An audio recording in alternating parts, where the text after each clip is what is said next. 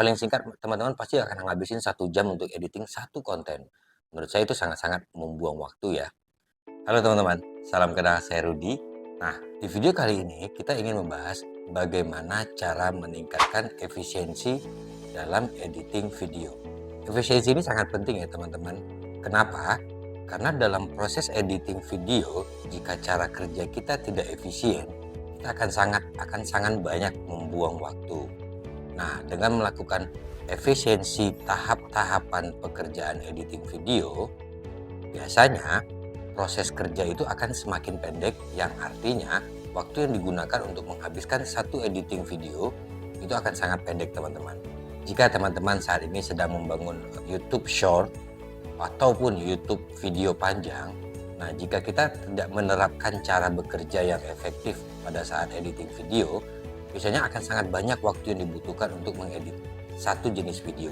Apa yang bisa kita lakukan untuk bisa memproses satu video dalam waktu yang efisien? Untuk mengejar efisiensi editing video, kita akan pecah proses kerjanya menjadi 8. Oke teman-teman, memang terkesannya banyak ya, tapi percayalah, ketika kita memahami 8 proses kerja ini, mudah-mudahan teman-teman nantinya akan semakin pendek dalam aktual melakukan editing videonya. Jika teman-teman pada saat ini sedang memegang YouTube Short, hal ini sangat-sangat paling efisien untuk kita bisa lakukan. Kenapa? Kita juga tahu bahwa YouTube Short itu akan sangat cepat ya untuk mendapatkan views. Tetapi bagaimana volume video shortnya mumpuni? Dalam artian, dalam satu hari tayang, teman-teman bisa memposting berapa konten. Ketika kita bicara berapa konten yang akan diposting per hari, kita bicara apakah kita mampu menyelesaikan sejumlah konten yang kita rencanakan dalam satu hari. Katakan teman-teman saat ini fokus pada YouTube, memiliki jam kerja 8 jam kerja dengan memegang YouTube Short jenisnya. Apakah bisa kita menyelesaikan video editing YouTube Short 10 konten per hari? Jika cara kerja kita berantakan ya, dalam artian tidak tersusun pada saat editing, masih harus mengumpulkan materi. Pada saat editing baru memikirkan idenya akan seperti apa editing ini. Nah, itu akan sangat susah teman-teman. Saya sudah melakukan beberapa kali uji coba dengan bermacam teknik. Saya rasanya mulai mendapatkan pola kerja yang benar ketika kita melakukan editing video. Nah, saya ingin berbagi ke teman-teman proses kerja yang saya lakukan saat ini. Pertama, pemisahan kelompok kerja antara pengumpulan materi dan editing. Ini penting dilakukan teman-teman. Seperti yang saya bilang di awal, kita tidak mungkin mengumpulkan materi pada saat kita sedang editing video. Menurut saya ini pekerjaan yang salah ya.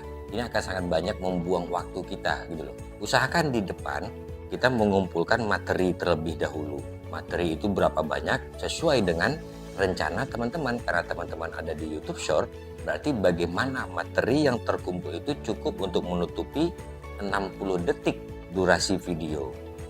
Apakah materi itu berupa gambar atau short clip atau berupa background atau berupa image, teman-teman bisa kumpulkan itu di proses awal. Kumpulkan dahulu semua materinya, baru kita akan masuk ke proses kerja.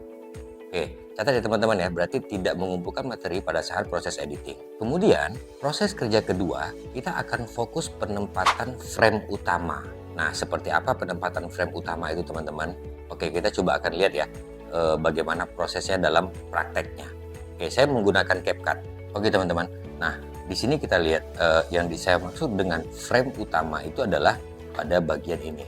Ini teman-teman, ini adalah frame utamanya ya. Saya kasih contoh, saya membahas mengenai salah satu hits lagu yang dikeluarkan oleh Queen. Ada cerita apa sih di balik hits itu? Ini yang dimaksud dengan penempatan frame utama. Ini penting dilakukan agar kerja kita nggak berantakan ya. Jangan dilihat yang di atas dahulu ya teman-teman ya.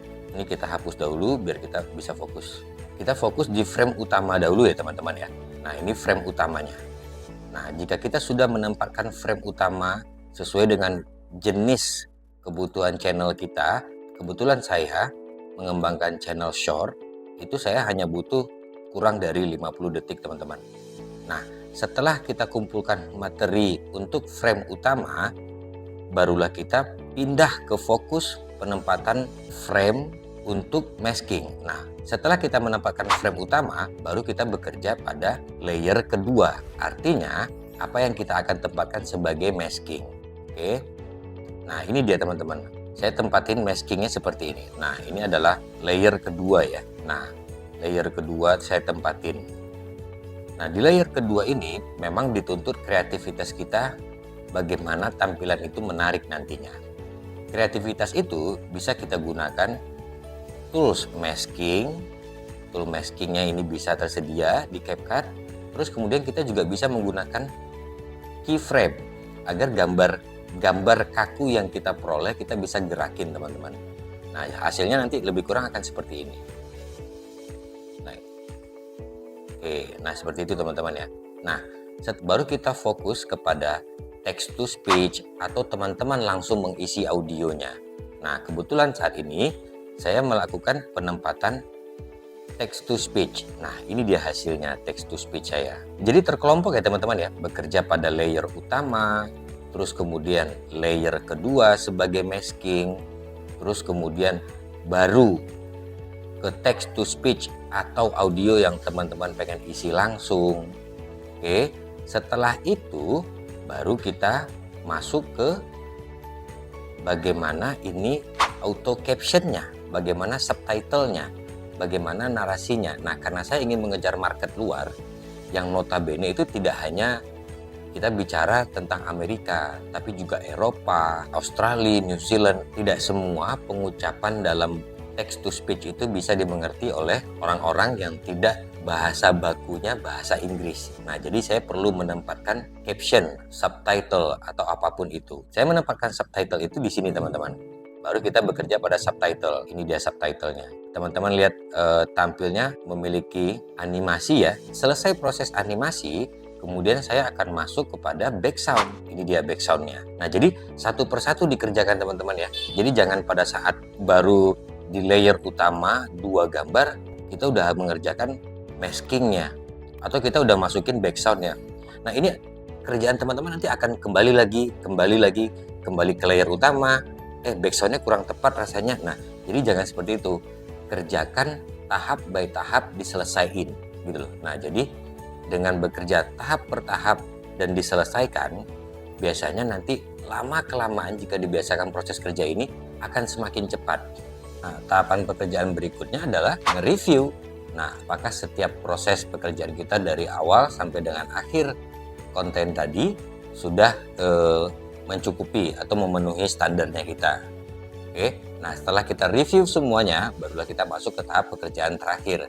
Itu adalah rendering. Dan itu gampang banget ya. Kita tinggal biarkan aplikasi editan kalian bekerja sendiri untuk menghasilkan bentuk output dari videonya.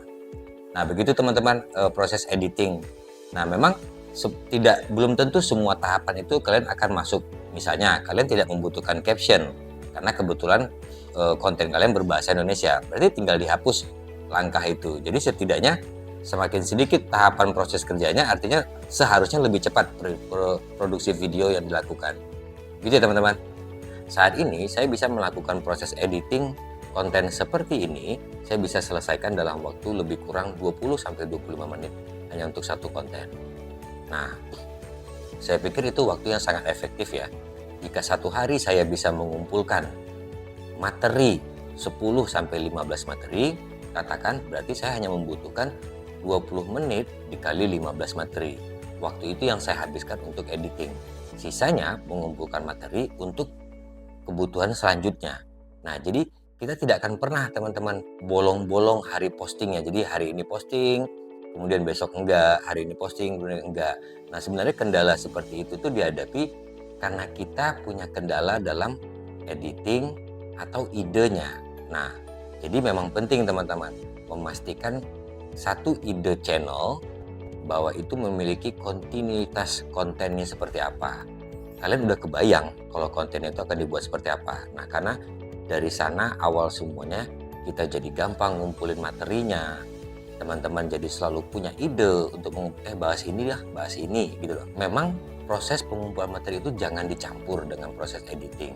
Jadi jangan ngumpulin materi, belum seberapa materinya baru mungkin sekitar 20 detik atau 30 detik, teman-teman sudah langsung melakukan editing. Nah, itu biasanya tuh nanti akan sangat banyak membuang waktu.